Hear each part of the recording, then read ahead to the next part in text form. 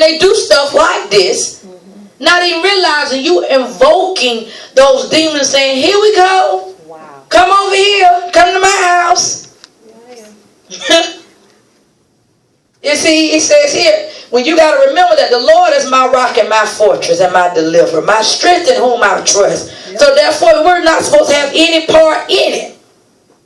It says the Celtics believe in the immorality of the soul, a false doctrine Satan has taught man in the Garden of Eden. See, look at the garden. I want to take you back. Go back to Genesis 3.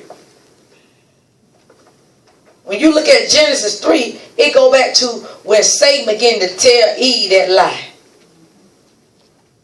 And see, that's the same lie Satan tell us. Ain't no evil spirit gonna come. Just harmless. Wow.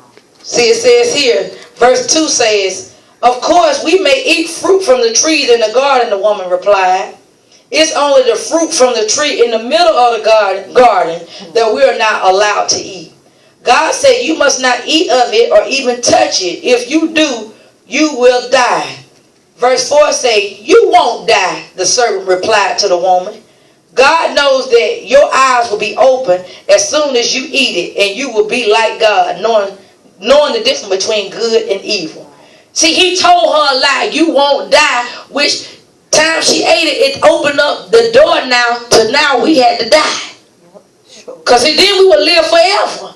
It was no need for death. And seeing by Eve listening to that lie, and they're talking about how Satan is a deceiver. Oh, this ain't going to bring no curses on me. This ain't going to bring no evil to my children. Use a lie.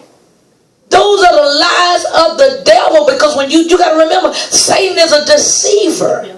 This is his holiday. So what make you think that because you saying you're a believer, you make it holy? And then what's wrong with us in the church where we got to feel like just because they do something in the world, we got to give it to our children? So if they go and start slapping their children upside the head, we going to have a party slap our children upside the head too? Wow. See, we do stuff that don't make no sense, and we act like our children are little wimps. Our children can handle what we teach them to handle. Exactly. Yeah, I understand, because they've been used to doing it, but you start telling them the reason why we do this. Do you want to bring evil? You tell me you see monsters at night? Well, just open up the doors and no monsters to come in your closet throughout the night.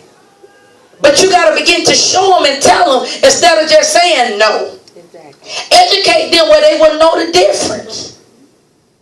Because see, here it talks about how Satan is a deceiver. He's a master deceiver. And see, he get us in the church all day long because we won't study.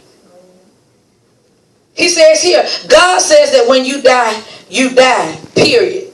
There's no going to heaven, no roaming the earth and hunting houses, no spending eternity in perjury or some other human devised place. For the living know that they will die, but the dead knows nothing. So if the Bible says the dead don't know nothing, who is these spirits coming up? Wow. They demonic spirits. I'm talking to them. No, you ain't talking to your uncle. Your uncle dead. Wow. The Bible says the dead don't know what's going on, but yet we celebrate death, that these spirits are coming from out of hell, now saying, okay, now they summoned us to come to their houses.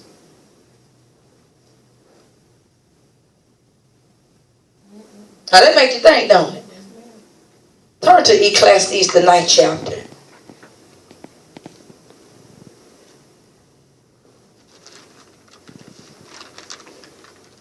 Because see, when you look at that, somebody read it for me.